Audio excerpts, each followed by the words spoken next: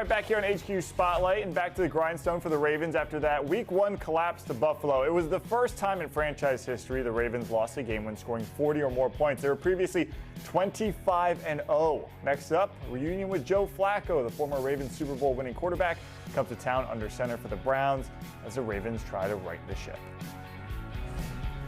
You got to find a way to, come back and play the next week and improve. But the opportunity of failure or disappointment is the opportunity that brings into sharp focus all the things that you need to get better, because every single person is looking at every single thing that they didn't do as well as they wanted to do in their mind, because we have accountable guys saying, that's on me. If I'd have made that play, if I'd have done that better, if I'd have made that decision, whatever it is, all of us, that would have been the difference in the game.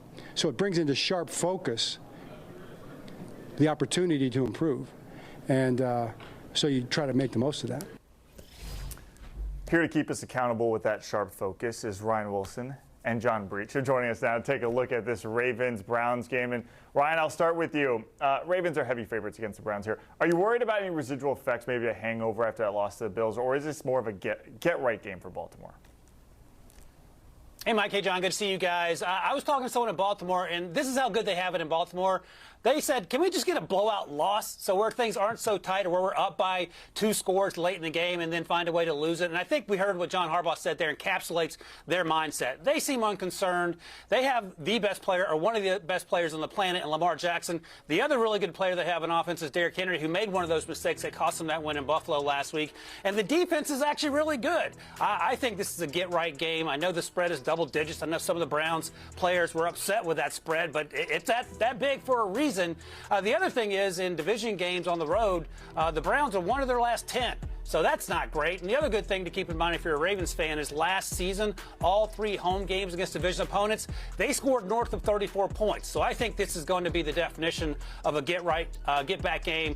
Last year, Breech, they started 0-2 and ended up winning 12 games. I have zero concerns about the Baltimore Ravens as we head into this matchup at home against the Cleveland Browns. Ryan, you might think it's going to be a get-right game, but I think it could be a get-wrong game. Listen to you talking, listen to the Ravens talking. It feels like everyone is a little overconfident here. And let me remind you, I know you just mentioned, Ryan, how much the Browns have struggled in divisional road games. Well, the past 6 times they faced the Ravens, the series is even 3-3. This is not a lopsided series at all. The Cleveland Browns won 3 games last year. One of those 3 wins was against the Baltimore Ravens. And let's not forget, Joe Flacco is going to be out there looking for revenge. You don't think there's the number 1 team he would want to beat is his former team, the Baltimore Ravens. And to add insult to injury, the Ravens are celebrating their 30th anniversary of leaving Cleveland against Cleveland. So I just feel like the Browns are going to be pretty motivated here. I'm not sure they're going to pull off the upset, but they have historically played the Ravens pretty tough. So I do think this could be a lot closer than most people think. I love the storylines here, John. Just throwing the history at us for it. But Ryan, you mentioned Derrick Henry. I believe he's your player to watch. Let's look at impact players here for Baltimore in this game. Why do you have Derrick King Henry there, Ryan? Because, once again, had he not fumbled in that game, they win it, and probably by double-digit points. And it happened. It rarely happens with Derrick Henry over the course of his career. He was beside himself. And I think, again, to return to the phrase, get right, this is get right. And, Breech, you can make all the excuses you want and bring back all the history you want. This is a homecoming game. You don't lose your homecoming game. Hopefully these words don't come back to bite me. In terms of Derrick Henry, he ran against a stacked box more than any other player on planet Earth last year. And all he did was rush for 677 yards and average over 6 yards a carry. Guess what the Browns like to do? Stack the box. Guess what the Browns don't do? Stop the run when they stack the box. So I think this is going to be his opportunity to prove again that he is one of the best players on this team, one of the best running backs in the league, and to refocus the things that we heard John Harbaugh talking about in terms of getting this team back on track as one of the best teams in the AFC. Yeah, and if Derrick Henry has a big game, obviously good news for the Ravens. My impact player, I'm going to go to the other side of the ball. It is Kyle Van Noy. He is the guy who led the defense in sacks last season. The reason I bring that up is because this is a team that has to get their pass rush going. You look at what Josh Allen did in week 1. He threw for nearly 400 yards. He threw for more than 250 yards in the fourth quarter alone. If you cannot get to the quarterback is going to dice you up in the NFL. If there's no pass rush on Joe Flacco, he might go out there and throw for 300 yards. And you say, well, it's Josh Allen. It's tough to stop him. Well, the Ravens gave up the 3rd most passing yards in the NFL last year. So this has been an issue, not just in week 1, but it dates back to last year. So that pass rush just has to get going. If they go out there and Joe Flacco dices them up, the Ravens are not going to live this down if they start 0-2. So Kyle Van Noy is kind of the lead guy back there, but the pass rush as a whole has to get better. All right, we've broken this down. We've talked a lot about storylines, but we haven't talked about the bulletin board material that is out there. Cleveland's Grant Delpit said, it's not hard to tackle Derrick Henry. Well, King Henry had a response. Guys, let's take a listen. Yeah, I saw that. I saw his coach had a tweet, a quote, and, he had a quote. We'll see on Sunday. We will see on Sunday. Ryan, since Henry was your impact player here, I'll start with you. Do you believe, Delpit, that it's not hard to tackle him? And what will happen Sunday? No, I don't believe Grant Delpit. Grant Delpit does not believe Grant Delpit. And look, what do you got to lose? We've talked about how they're double-digit underdogs. You might as well say it and hope it sticks. And then when it happens, should it happen on the rare occasion that it does, you look great. In the meantime, if he gets truck sticked, we'll be like, yeah, we knew that was coming. So no surprise there. No surprise by Derrick Henry's response.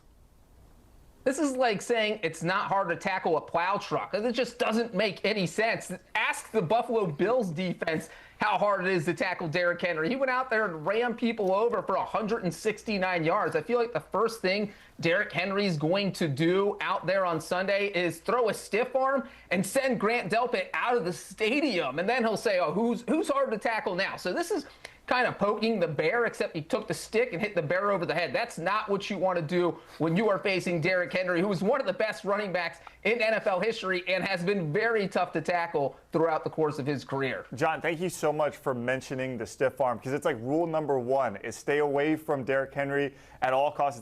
It's like not getting posterized. Make the business decision, go low, and just try to take him down however you can. All right, let's move over to impact players you guys are watching for Cleveland. Neither one of you went with Joe Flacco. John, why don't you start us off here?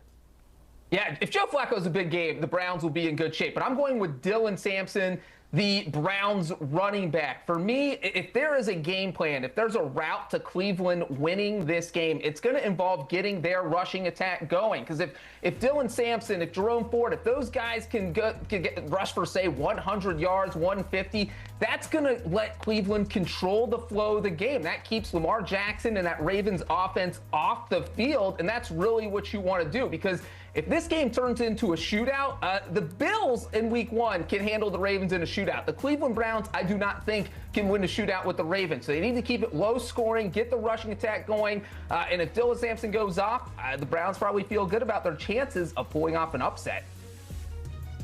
Breech, I'm so glad you mentioned Dylan Sampson, the rookie 4th-round pick, because I'm going to go with another rookie. And they had a quietly great draft class. We talked a lot about Shador. You talked about Dylan Sampson. I'm going to talk about Harold Fannin Jr., their 3rd-round pick, the tight end out of Bowling Green. Big week last week in the debut. They played with 2 tight ends more last week than they did at any point last season, more than 50% of the snaps. Harold Fannin Jr. and David Njoku, the other tight end, combined for 100 yards. And that last season, the Ravens struggled against tight ends in coverage. So these all point to situations where you can have 2 rookies on the offensive side of the ball out for you. We talked about, of course, what Joe Flacco needs to do. And then their 2nd-round pick, Carson Schlesinger, balled out at linebacker. So it could be a situation where the rookies carry the day should the unthinkable happen, Miami Mike, and the Browns find a way to win that homecoming game on the road in Baltimore. All right, guys, let's get to some game predictions here. Ryan, I'll have you lead off, because the Ravens are double-digit favorites in this game. Is that just how this is going to go? Yes. I feel like Drew Rosenhaus doing the interview with T.O. Next question. Yeah, they're going to win. They're going to win by double digits. It's going to be a get-right game. Doesn't necessarily serve as an indictment to the Cleveland Browns. They need to find their franchise quarterback at some point. They're a good young team, but they're not going to be competitive with one of the best teams in the AFC. Hey, I've just spent the past 5 minutes trying to sell you guys on the Browns. Now, I'm not going to be crazy and predict the upset here, but I do think it is going to be a lot closer than most people think.